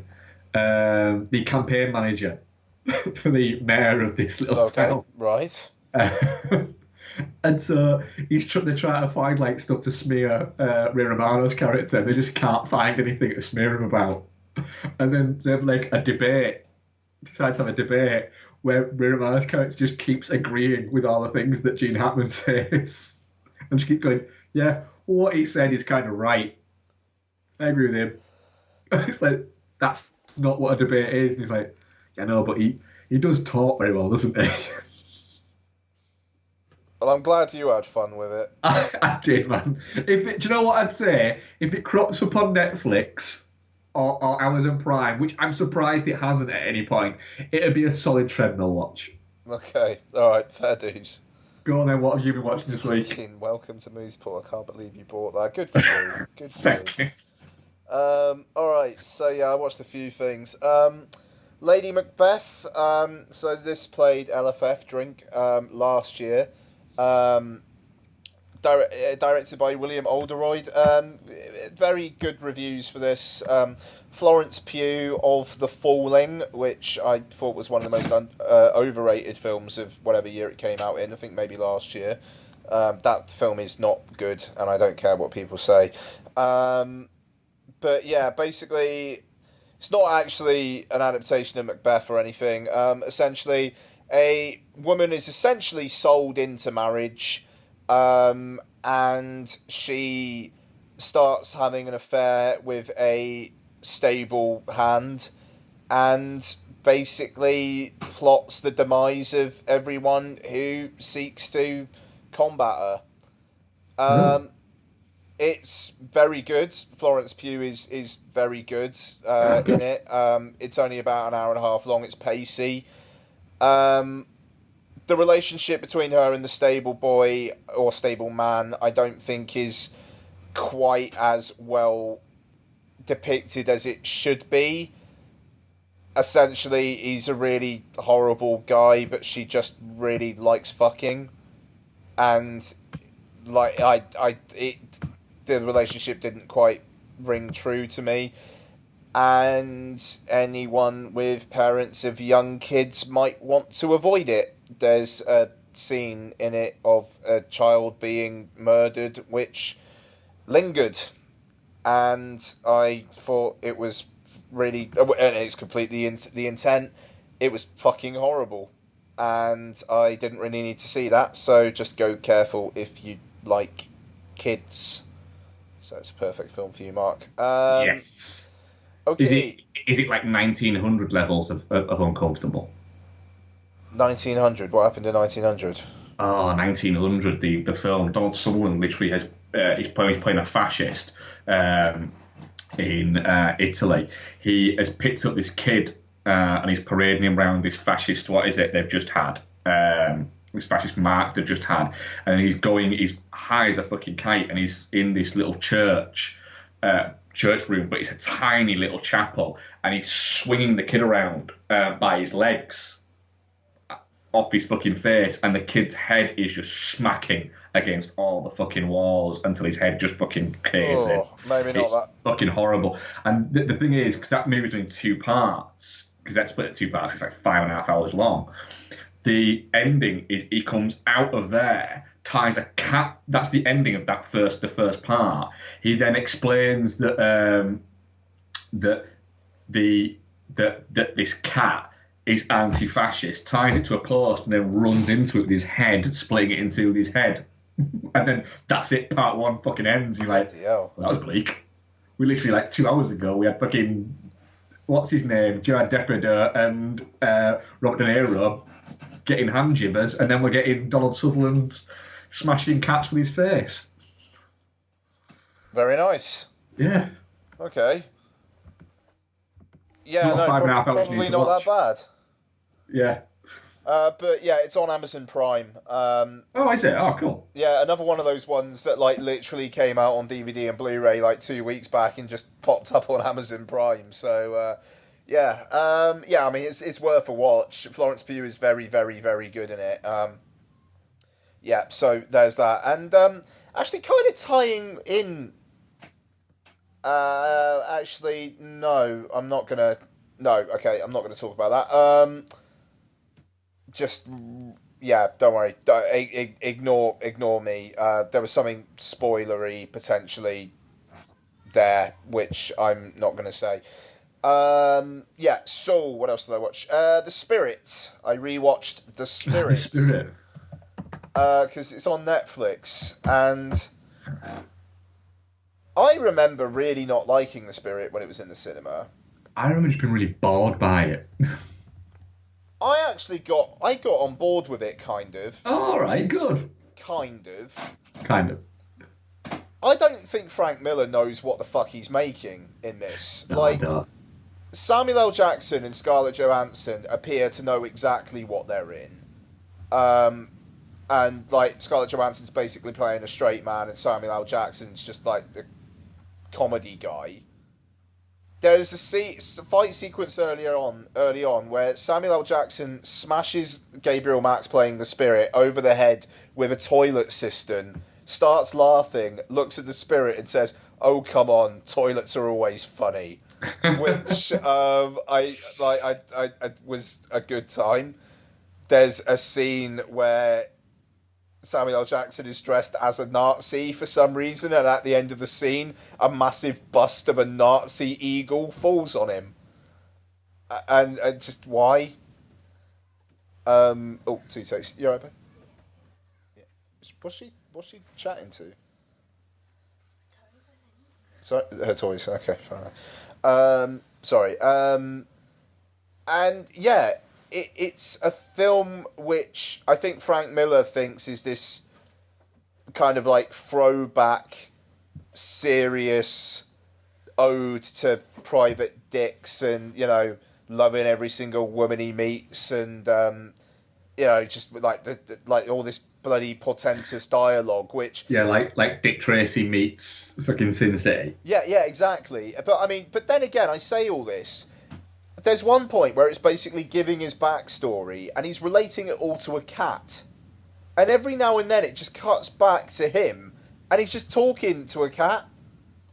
And it's like, right, maybe Miller does know what he's actually doing here, or maybe he's just completely tone deaf. I can't decide which. And the film never gives you any enough evidence either way. So it's an absolute mess. It's a real hash. Yeah. But I don't know. It's got Samuel L. Jackson smashing a toilet over someone's head and saying, "Oh, come on, toilets are always funny." I can't hate it. Anyway, it's on Netflix. I mildly recommend it if you're so inclined. If you can't hate it for that reason, then you're gonna love. Mooseport. No. You're going to love. I don't think you'll love Welcome to Mooseport. Not like I love Welcome to Mooseport. You're going to love The Hitman's Bodyguard. Yeah, I need to catch up on The Hitman's Bodyguard. I think it's still around, so I might actually get to it. It's a busy weekend this weekend, isn't it? So yeah, who knows? Okay. Moving on. I went off to see not The Hitman's Bodyguard, but I went to see The Limehouse Golem. Oh, did you? Yeah. Cool. So, mainly because Kermode was like super positive about it, and it was his film of the week, and it was between that and Detroit, and just the way the timings worked out, Limehouse Golem was better for me. I think I probably, if the timing was better, I think it probably would have been Detroit, but again, like, with ads and trailers, you're going to be in the cinema for nearly 3 hours. Exactly. I really want to see Detroit, but it's just... It's from week 2, it was only on from like 8 o'clock. Yeah, because that's the thing, the timings just... Because like they can only put on a show every 3 hours or so, the timings are just... Like, this week... At Cineworld, 2 o'clock, 10 past 5, and 20 past 8. So it's like, it's 10 past 5 is too early for me to finish work and go and see it. And 20 past 8 is basically, I'm going to be in the cinema until gone 11. No. Yeah. You know, so, it's not working. But yeah, so The Limehouse Golem. Directed by Juan Carlos Medina, which I meant to look up what he's actually done before. But yeah, so this was originally Alan Rickman was going to star in this, but then he got ill, and you know we all know what happened to Alan Rickman. And instead you've got Bill Nighy, and basically he is tasked with investigating this seemingly unsolvable. Oh fuck me! He directed Painless, right? I knew his name. Painless, which I saw. No shit at LFF a few years back, was not a very good film. I wasn't big on Painless at all. This is definitely better. So basically, yeah, Bill Nighy, his character is not of the marrying kind. That's is what they term it as in the film, and so he's never moved up the ranks in policedom. So basically, he gets past this case because it seems to be unsolvable, and Scotland Yard basically want a patsy. Yeah. He very quickly, however, deduces that the Limehouse Golem, this killer romping the Limehouse district of London, is down to 4 guys. One of them being Karl Marx, which is weird. Yes, that is. Yeah. So, even though it is mild spoiler for the film, but the film makes things so obvious that I don't think it's that much of a spoiler. Like, it, the way the film works is a lot of it was Bill Nighy, like, looking at the events in his head and imagining one of the four suspects as the killer. And All right, yeah. there's a bit where, like, he's imagining Karl Marx as the killer, and he's reading out this diary that the killer has basically been writing, and he gets part of the way through it, just stops mid sentence, and he's like, "Oh, this is ridiculous. You're obviously not the killer." And then Karl Marx says, "I know I'm not." Walks off, and that's the end of the scene. And you never see Karl Marx again. And it's brilliant. It's like, it's a weird. I think it was played for laughs. But it's just great. Like, literally kind of like stops mid scene, and it's just like, right, this is stupid, and it just moves on. So fair play. So it's one of these four guys. Spoiler, not Karl Marx. But why would it really be Karl Marx? Yeah, exactly. And one of the suspects, his wife, played by Olivia Cook of Me, Earl and the Dying Girl and Ready Player One coming up. She has been arrested for poisoning and killing him. So, Bill Nighy is both trying to investigate the Limehouse Golem murder, but also kind of like as a tangent from this, also essentially try and prove her innocence, or at least that she did it because he was a horrible bastard.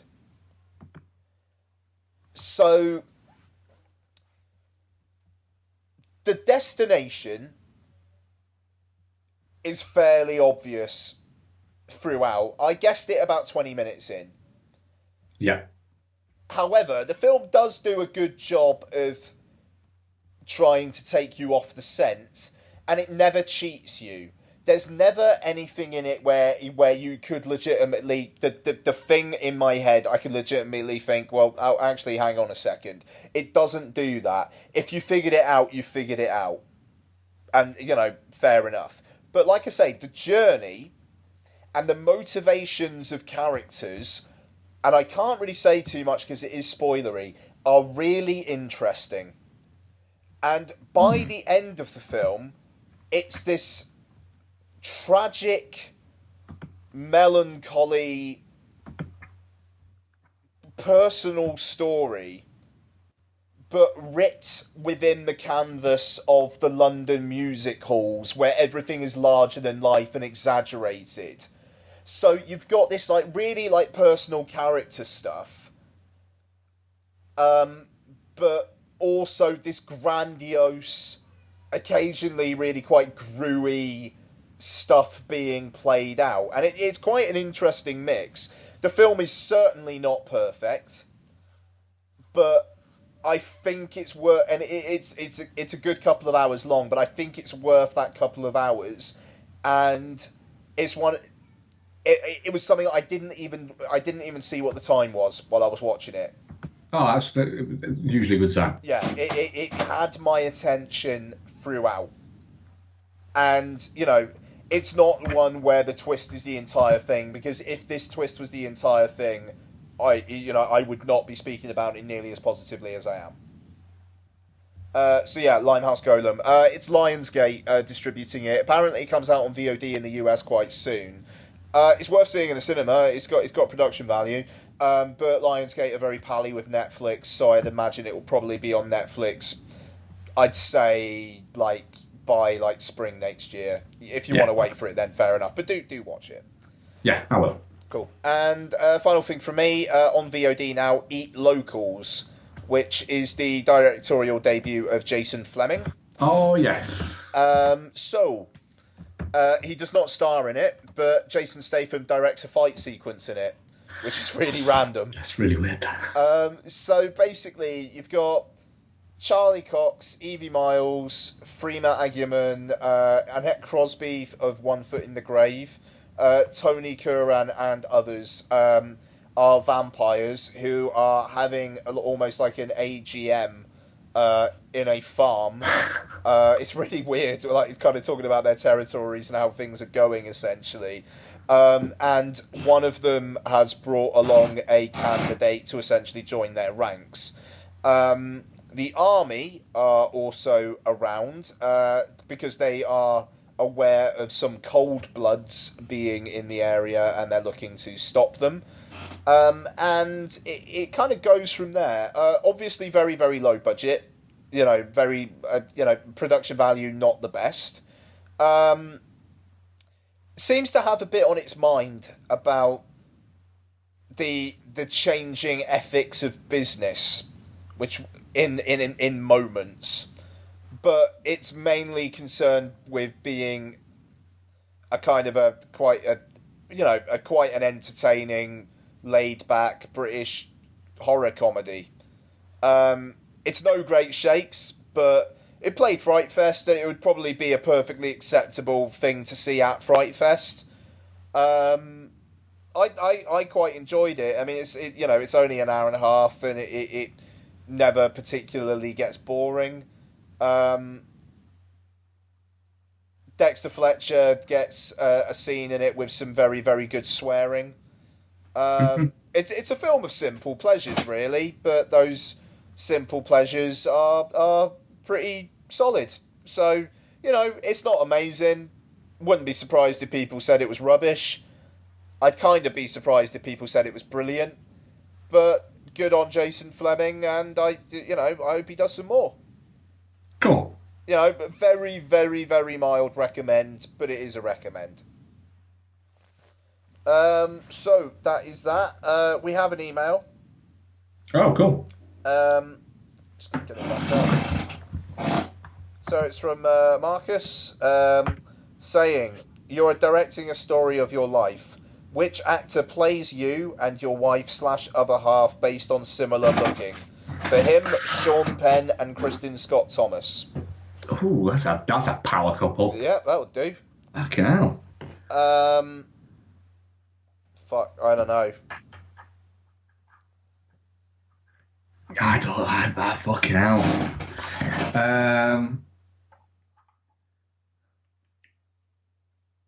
For Bex, I would say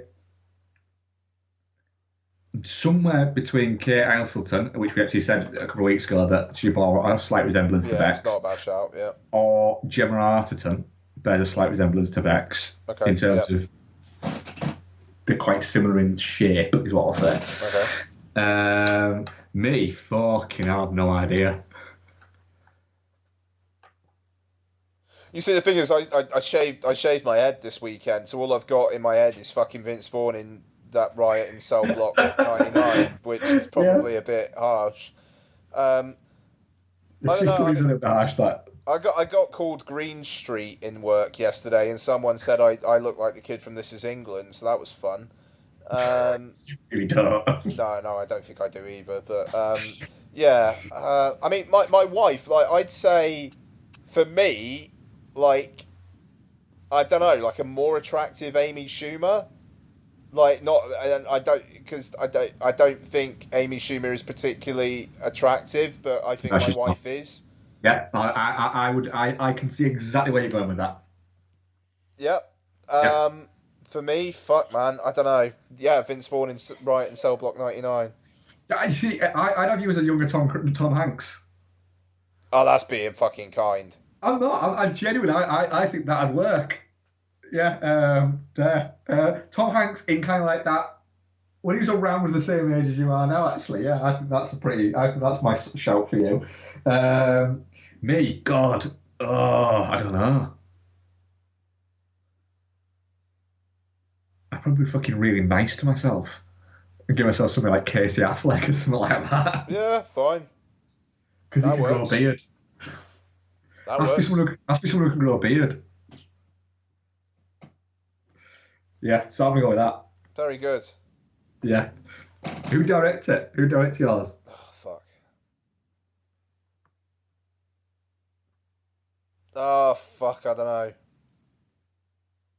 I'm sorry, I don't know. I probably want somebody, like, I don't know, somebody like Scorsese or De Palma to direct it, but in reality, it'd probably Rob Reiner.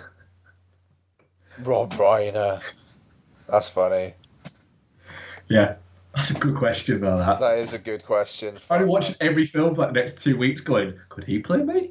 Okay, maybe we'll get back to you then, Marcus. Maybe. Yeah, but that's a good question. That. And I think that's actually it. Yeah, we've got no Twitter questions this week.